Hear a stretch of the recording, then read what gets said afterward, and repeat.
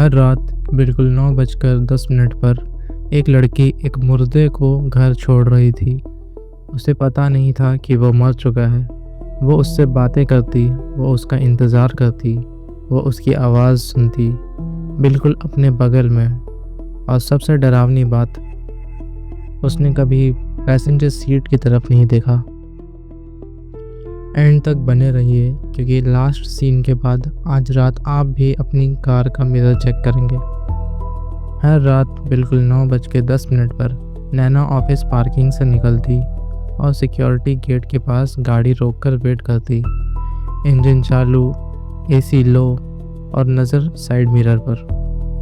कुछ सेकंड्स बाद रोहित आ जाता, हमेशा एक जैसे, हाथ में फ़ोन, थका हुआ चेहरा, गले में लटकता ऑफिस आईडी। वो पैसेंजर डोर खोलता और क्वाइटली कहता, थैंक्स नैना। नैना एक हल्की सी मुस्कान देती और गाड़ी चला देती। वो दोनों को वर्कर्स थे, same floor, same late shifts. 2 हफ्ते पहले रोहित ने कैजुअली बताया था कि उसका बस रूट चेंज हो गया है और घर पहुंचना अब नाइटमेयर बन चुका है। नैना का रूट वैसे भी उसी एरिया से जाता था, तो उसने ऑफ़र कर दिया, मैं छोड़ दिया करूँगी।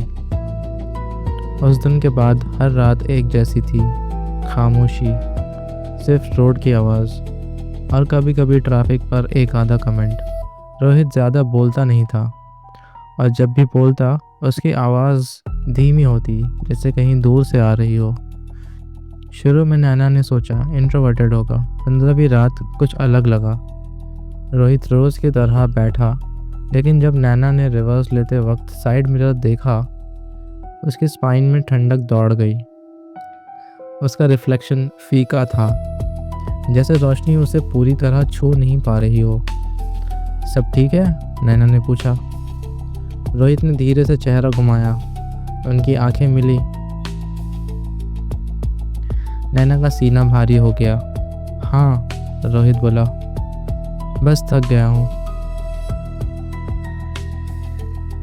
बाकी का ड्राइव चुपचाप बीत गया, लेकिन जब रोहित अपनी बिल्डिंग के पास उतरा, वो रुक गया।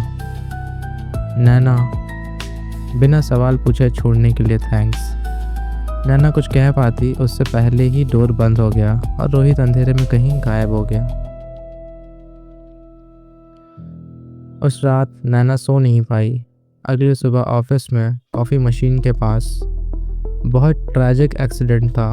एक आवाज़ आई, हाँ, 2 हफ्ते पहले लेट नाइट गाड़ी डिवाइडर से टकरा गई। नैना ने पूछा, किसका? जवाब मिला, रोहित। तुम्हें नहीं पता? नैना के पैर ज़मीन में जम गए।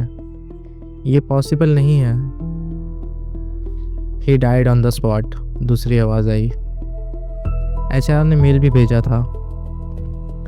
नैना दौड़कर अपने डेस्क पर गई, इनबॉक्स खोला, नाम सर्च किया। उसे वो मेल मिल गया, 2 हफ्ते पहले का कंडोलेंस मेल।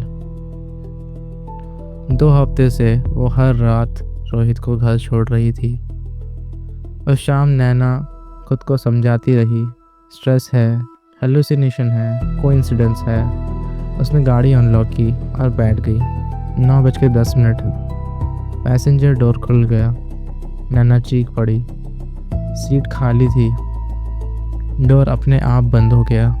गाड़ी थोड़ी सी नीचे धंसी, जैसे कोई आकर बैठ गया हो। उसका दिल ज़ोर से धड़कने लगा। सीट खाली थी, लेकिन सीट बेल्ट खुली हुई और हिल रही थी। ड्राइव करो। मैं नहीं करना चाहती। नैना रो पड़ी। प्लीज़, वही रूट। जैसे जैसे गाड़ी आगे बढ़ी, टेम्परेचर गिरने लगा। सांस विंडशील्ड पर जम रही थी। पुराने फ्लाईओवर के पास, ये वही जगह है जहाँ मेरा एक्सीडेंट हुआ था। नैना को याद आया, 2 हफ्ते पहले उसने लीव ली थी। वो ड्राइव नहीं कर रही थी। रोहित ने कैब ली थी। तुम्हें मुझे पिक नहीं करना चाहिए था, लेकिन तुमने किया। हर रात। मैं ही क्यों? नैना चिल्लाई। क्योंकि तुमने कभी सीट की तरफ देखा ही नहीं। गाड़ी रुक गई। यहीं रोको। पैसेंजर डोर खुला, बोझ हल्का हुआ। कल इंतज़ार मत करना। डोर बंद हुआ। खामोशी। अगले दिन नैना ने रिज़ाइन कर दिया। उस रोड पर कभी नहीं गई। हफ्ते बीत गए। ज़िंदगी नॉर्मल लगने लगी। एक रात ट्रैफिक में उसने साइड मिरर देखा। पैसेंजर सीट खाली थी, लेकिन मिरर में रोहित बैठा था, हल्की सी मुस्कान के साथ, और गाड़ी अपने आप चलने लगी। अगर इस कहानी ने आपको अनईज़ी फील कराया हो तो लाइक करो। अगर आपको लगता है कुछ पैसेंजर्स कभी उतरते नहीं, सब्सक्राइब करो। और आज रात गाड़ी स्टार्ट करने से पहले पैसेंजर सीट ज़रूर देखिए।